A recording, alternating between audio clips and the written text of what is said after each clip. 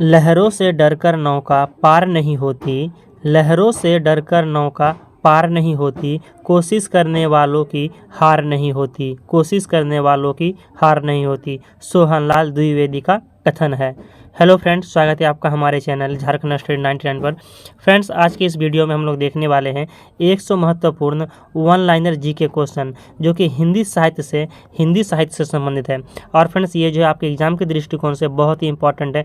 और फ्रेंड्स, इस वीडियो के अंत तक आपको बने रहना है और कितने सवाल आपके सही हुए हैं और आपका जो हिंदी पेपर 2 जो झारखंड सचिवालय पेपर 2 हिंदी की तैयारी है किस लेवल तक है, आप इस वीडियोस के सहारे जान सकते हैं कि आपका लेवल कैसा है। तो चलिए शुरू करते हैं आज की इस क्लास को।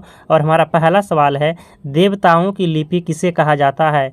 तो देवताओं की लिपि देवनागरी लिपि को कहा जाता है। देवताओं की लिपि क्या है? तो देवनागरी लिपि के नाम से जाना जाता है। हिंदी साहित्य में हालावाद के प्रवर्तक कौन थे? तो हरिवंश राय बच्चन, डॉक्टर हरिवंश राय बच्चन जो है हिंदी साहित्य में हालावाद के प्रवर्तक थे। तीसरा सवाल है, भारत का शेक्सपियर किसे कहा जाता है? तो कालिदास को कहा जाता है। भारत का शेक्सपियर कालिदास को कहा जाता है। ये इंपॉर्टेंट सवाल है। मैथिली किस राज्य की भाषा है? मैथिली जो है भाषा यह किस राज्य की है? तो बिहार की है। अमीर खुसरो ने जिन मुकरियों, पहेलियों और दो सुखनों की रचना की है उसकी मुख्य भाषा क्या है? तो खड़ी बोली है। अमीर खुसरो जो है खड़ी बोली पर जो है रचनाएं करते थे। हिंदी के प्रथम कवि कौन है?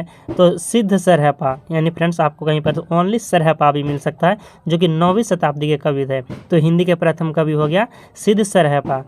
आगे है, कलम का सिपाही किसे कहा जाता है? तो मुंशी प्रेमचंद को। कलम का सिपाही मुंशी प्रेमचंद को कहा जाता है।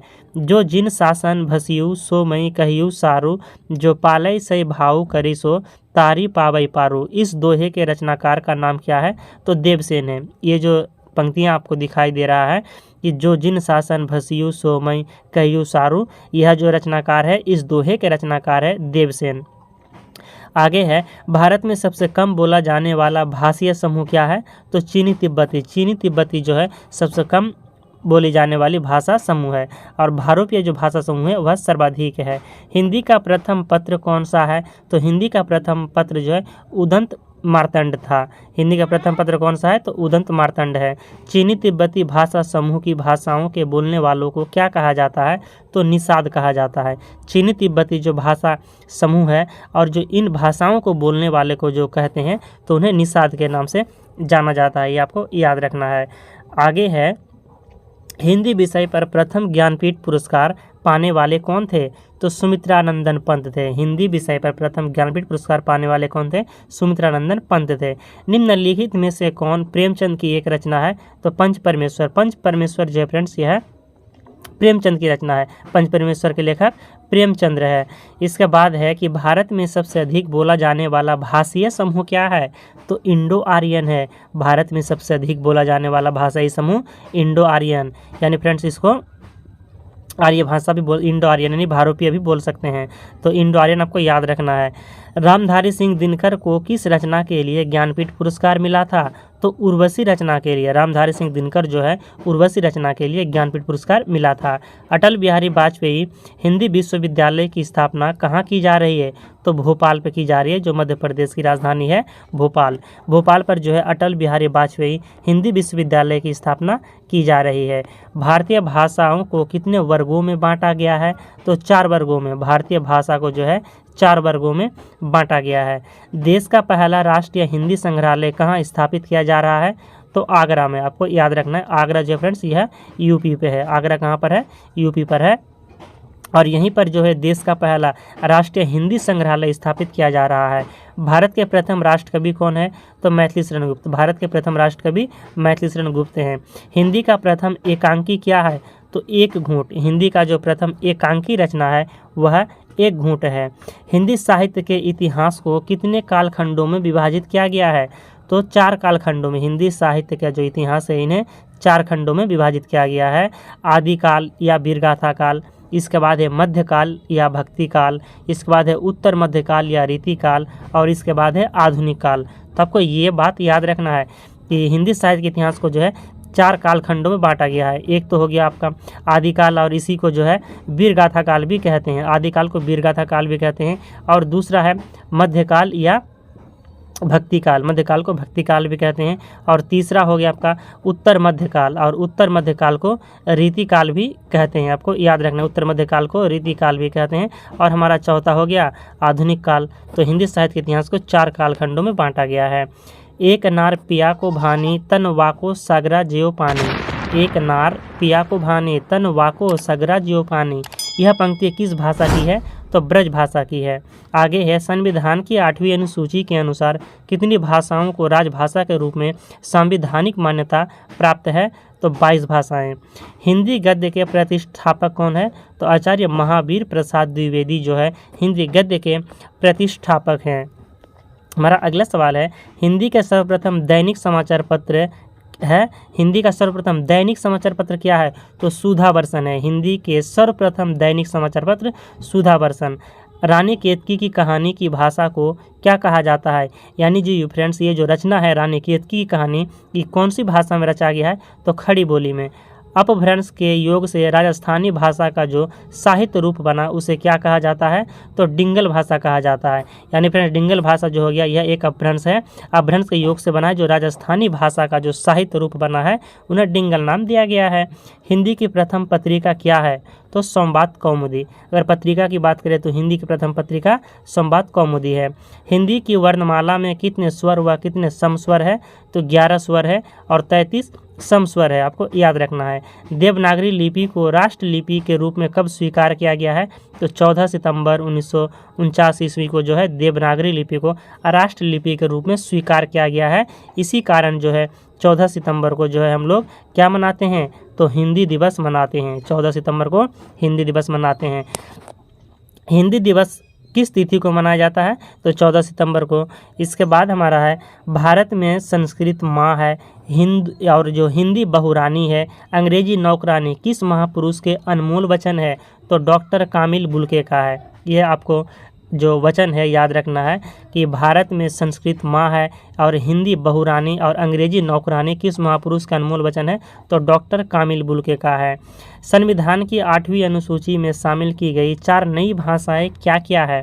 संथाली, मैथिली, बोडो और डोंगरी है। संविधान की जो 8वीं अनुसूची में 4 नई भाषाएं को शामिल किया गया है, संथाली, मैथिली, बोडो और डोगरी है। महादेवी वर्मा को किस रचना के लिए ज्ञानपीठ पुरस्कार मिला है? तो यामा के लिए। मैला आंचल उपन्यास के लेखक कौन है? फणीश्वरनाथ रेणु है। और फणीश्वरनाथ रेणु को जो है फ्रेंड्स आंचलिक उपन्यासकार के नाम से भी जाना जाता है। भारत में सर्वाधिक लोगों द्वारा कौन सी भाषा बोली जाती है? तो हिंदी भाषा बोली जाती है, जो कि देवनागरी लिपि है। मध्य प्रदेश के किस जिले को देश का प्रथम हिंदी साक्षर जिला घोषित किया गया? ये आपको अच्छी तरह से याद रखना है कि मध्य प्रदेश के किस जिले को देश का प्रथम हिंदी साक्षर जिला घोषित किया गया है? तो नरसिंहपुर को। नरसिंहपुर को जो है प्रथम हिंदी साक्षर जिला घोषित किया गया है। हिंदी खड़ी बोली के जन्मदाता कौन माने जाते हैं? तो भारतेंदु हरिश्चंद्र माने जाते हैं। हिंदी खड़ी बोली के जन्मदाता भारतेंदु हरिश्चंद्र। आधुनिक युग की मीरा किसे कहा जाता है? महादेवी वर्मा को। हिंदी साहित्य की प्रथम कहानी क्या है? तो इंदुमती है। हिंदी साहित्य की प्रथम कहानी की बात करें तो वह इंदुमती है। विश्व में सर्वाधिक भाषाएं किस देश में बोली जाती है? तो भारत में जो है सर्वाधिक भाषाएं बोली जाती है। संविधान के किस अनुच्छेद के अनुसार हिंदी भारत की राजभाषा है? तो अनुच्छेद 343 के 1 के तहत। हिंदी भाषा का प्रथम महाकाव्य किसे कहा जाता है? तो पृथ्वीराज रासो कहा जाता है, जिनके लेखक चंद्रवरदाई हैं। और चंद्रवरदाई की रचना है पृथ्वीराज रासो, और यह जो हिंदी भाषा का प्रथम महाकाव्य है। बांगरू बोली का किस बोली से निकट संबंध है? बांगरू फ्रेंड्स कहीं पर आपको बंगारू मिलेगा, तो बांगरू बोली का किस बोली से निकट संबंध है? तो खड़ी बोली से निकट संबंध है। हिंदी का सर्वप्रथम गीत लेखक कौन है? तो विद्यापति हैं। हिंदी का सर्वप्रथम गीत के जो लेखक हैं वह विद्यापति हैं। हिंदी का प्रथम उपन्यास कौन सा है? तो हिंदी का प्रथम उपन्यास परीक्षा गुरु है। हिंदी का प्रथम उपन्यास क्या है? परीक्षा गुरु है, जिनके लेखक श्रीनिवास दास वमत है। श्रीनिवास दास वमत है हिंदी का प्रथम उपन्यास के लेखक, जिनका नाम है परीक्षा गुरु। हिंदी में आशुलिपि का जन्मदाता कौन है? तो राधेलाल द्विवेदी। हिंदी में आशुलिपि का जन्मदाता है राधेलाल द्विवेदी। आधुनिक युग के चरण है रामधारी सिंह दिनकर। आधुनिक युग के चरण के रूप में किसे जाना जाता है? रामधारी सिंह दिनकर को जाना जाता है। औष्टिक भाषा समूह की भाषाओं को बोलने वालों को क्या कहा जाता है? तो किरात कहा जाता है। औष्टिक भाषा समूह को जो बोलने वाले है उसे क्या कहते हैं, तो किरात कहते हैं। हमारा 50वां सवाल है, साहित्यकार अज्ञेय जी का पूरा नाम क्या है, तो सच्चिदानंद हीरानंद वात्स्यायन अज्ञेय है। फ्रेंड्स ये एग्जाम पर कई बार पूछे जा चुके हैं हिंदी से संबंधित एग्जाम पर। तो फ्रेंड्स आपको याद रखना है कि साहित्यकार अज्ञेय जी का पूरा नाम हो जाएगा सच्चिदानंद हीरानंद वात्स्यायन अज्ञेय। तो फ्रेंड्स हम लोग 50 प्रश्न को कवर कर चुके हैं, अब हमारा और 50 प्रश्न बचा हुआ है। फ्रेंड्स अगर आपको वीडियो पसंद आ रहा है तो एक लाइक जरूर कीजिएगा और चैनल में तो सब्सक्राइब कीजिएगा। तो आप वीडियो के अंत तक बने रहिएगा। तो चलिए हमारा 91वां सवाल है कि इनमें से किस इतिहासकार ने सर्वप्रथम रीतिकालीन कवियों के सर्वाधिक परिचयात्मक विवरण दिए हैं, तो मिश्र बंधु ने। मिश्र बंधु जो थे फ्रेंड्स, यह सर्वप्रथम इतिहासकार थे जो रीतिकालीन कवियों का सर्वाधिक परिचयात्मक विवरण दिया है। मनुष्य बड़ा है और उसका अपना विश्वास है और उसका ही रचा हुआ विधान अपने विश्वास और विधान के सम्मुख ही मनुष्य व्यवस्था अनुभव करता है और स्वयं ही वह उसे बदल भी देता है। यह कथन किस उपन्यासकार ने लिखा है, तो हजारी प्रसाद द्विवेदी ने लिखा है। आपको ये कथन को याद रखना है कि मनुष्य सबसे बड़ा है और उसका अपना विश्वास है, इस प्रकार का जो कथन है तो वह किसने लिखा है, तो हजारी प्रसाद द्विवेदी ने लिखा है। लाल पीला होना का क्या अर्थ है, तो क्रोध करना। फ्रेंड्स यहाँ पर एक मुहावरा का सवाल है, आपको सब प्रकार के सवाल मिलेंगे फ्रेंड्स जाकि जो आपके एग्जाम के दृष्टिकोण से बहुत ही इंपॉर्टेंट होने वाला है। तो लाल पीला होना का अर्थ है क्रोध करना। आँख की किरकिरी होने का क्या अर्थ है, तो अप्रिय लगना। आँख की किरकिरी होने का जो अर्थ है अप्रिय लगना। अब हमारा अगला सवाल, रामचरितमानस में कितने कांड हैं, तो रामचरितमानस में जो है 7 कांड है। यह युग भारतेंदु के समान हंसता खेलता आया था। यह युग जो है बच्चे के समान, तो फ्रेंड्स यह युग बच्चे के समान हंसता खेलता आया था जिसमें बच्चों की सी निश्चलता, अक्खड़पन, सरलता और तन्मयता थी। यह कथन किस आलोचक का है, तो आचार्य रामचंद्र शुक्ल का है। ये जो कथन है आचार्य रामचंद्र शुक्ल का है। और ये जो फ्रेंड्स आचार्य रामचंद्र शुक्ल ने कहा है तो किसको इंगित करते हुए कहा है, तो भारतेंदु को इंगित करते हुए कहा है आचार्य रामचंद्र शुक्ल ने। सुंदर परम किशोर वैक्रम चंचल नयन विशाल कर मुरली सिर मोर पंख पीताम्बर उर बनमाल। ये पंक्तियाँ किस रचनाकार की है, तो सूरदास की है। अमीर खुसरो ने किसके विकास में अग्रणी भूमिका निभाई, तो खड़ी बोली के विकास में जो है अग्रणी भूमिका निभाई है। भारतेंदु कृत भारत दुर्दशा किस साहित्य का रूप का हिस्सा है, तो नाटक साहित्य का। ये जो भारत दुर्दशा है फ्रेंड्स, यह नाटक है, आपको पहले से ही मालूम होगा। भारत के किस प्रांत में कोंकणी भाषा बोली जाती है, तो महाराष्ट्र तथा गोवा पे। महाराष्ट्र तथा गोवा पे जो है कोंकणी भाषा बोली जाती है। अतीत के चलचित्र के रचयिता कौन है, तो महादेवी वर्मा है। अतीत के चलचित्र के रचयिता महादेवी वर्मा है। पवित्रता की माप है मलिनता, सुख का आलोचक है दुख और पुण्य की कसौटी है पाप। यह कथन स्कंदगुप्त नाटक के किस पात्र का है, तो देवसेन का है। तो फ्रेंड्स ये जो देवसेन है यह किस पात्र का है, तो आपको याद कर लेना कि स्कंदगुप्त नाटक का है। और ये जो कथन है कि पवित्रता की माप है मलिनता और सुख का आलोचक है दुख, पुण्य की कसौटी है पाप, यह कथन हो गया स्कंदगुप्त नाटक का, देवसेन का यह कथन है। नेक्स्ट सवाल है फ्रेंड, इनमें से किस आलोचक ने अपना आलोचना ग्रंथ लिखकर हिंदी के स्नातकोत्तर कक्षाओं के पाठ्यक्रम में आलोचना के अभाव को पूरा करने का सर्वप्रथम सफल प्रयास किया था, तो श्याम सुंदर दास साहित्यलोचन। श्याम सुंदर दास साहित्यलोचन जो है कि आलोचक, ऐसा आलोचक है जो आलोचना ग्रंथ लिखकर जो है स्नातकोत्तर कक्षाओं के पाठ्यक्रम में आलोचना के अभाव को पूरा करने का सर्वप्रथम सफल प्रयास किया है श्याम सुंदर दास साहित्यलोचन। आंध्र प्रदेश की राजकीय भाषा क्या है, तो तेलुगु है। रामचरितमानस में प्रधान रस के रूप में किस रस को मान्यता मिली है, तो भक्ति रस को मान्यता मिली है, ये आपको याद रखना है। नमक का दरोगा कहानी के लेखक कौन है, तो प्रेमचंद है। मुंशी प्रेमचंद जो है नमक का दरोगा कहानी के लेखक हैं। प्रभात फेरी काव्य के रचनाकार कौन है, तो नरेंद्र शर्मा है। प्रभात फेरी काव्य के रचनाकार है नरेंद्र शर्मा। फ्रेंड्स आपको वीडियो के अंत तक बने रहना है और वीडियो के अंत में मैं आपसे एक प्रश्न पूछूंगा और उस प्रश्न का जो जवाब है आपको कमेंट बॉक्स में बताना है। और उस प्रश्न का जवाब आपको क्या करना है, तो कमेंट बॉक्स में बताना है। जो मैं आपको वीडियो के अंत में एक प्रश्न आपसे पूछूंगा तो आपको ज़रूर जवाब दीजिएगा उस कमेंट बॉक्स में उस प्रश्न का। अगला सवाल है, प्रेम लक्षणा भक्ति को किस भक्ति शाखा ने अपनी साधना का मुख्य आधार बनाया है, तो कृष्ण भक्ति शाखा ने।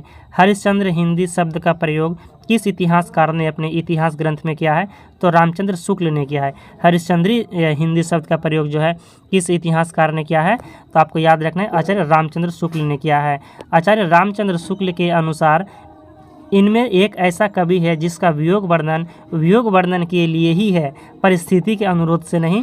तो इसका हो जाएगा आंसर कबीर हो जाएगा।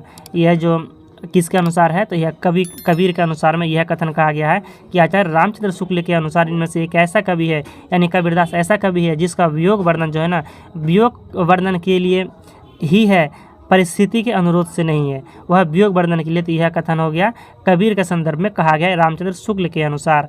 निशा निमंत्रण के रचनाकार कौन है, तो हरिवंश राय बच्चन है। निशा निमंत्रण के लेखक हरिवंश राय बच्चन है। हिंदी साहित्य का अतीत भाग 1 के लेखक कौन है, हिंदी साहित्य का अतीत भाग 1 के लेखक हैं डॉक्टर विश्वनाथ प्रसाद मिश्र। त्रिपुरा की राजभाषा क्या है, तो बंगला है। आपको याद रखना है फ्रेंड्स, त्रिपुरा की जो राजभाषा है बंगला है। निम्नलिखित में से कौन सा एक व्यंग्य लेखक है, तो हरिशंकर परसाई। हरिशंकर परसाई जो है यह एक जो है व्यंग्य लेखक थे। तो आपको याद रखना है कौन, तो हरिशंकर परसाई जो है यह एक व्यंग्य लेखक हैं। और भी व्यंग्य लेखक होंगे फ्रेंड्स, लेकिन आपको यहाँ पर याद रखना है कि हरिशंकर परसाई व्यंग्य लेखक हैं। व्यवस्था, प्रियता और विद्रोह का विलक्षण संयोग किस प्रयोगवादी कवि में सबसे अधिक मिलता है, तो अज्ञेय में मिलता है। व्यवस्था, प्रियता और विद्रोह विलक्षण का जो संयोग है अज्ञेय की रचनाओं में मिलता है। प्रेम सागर के रचनाकार कौन है, तो लल्लू लाल जी है। प्रेम सागर के रचनाकार लल्लू लाल जी हैं।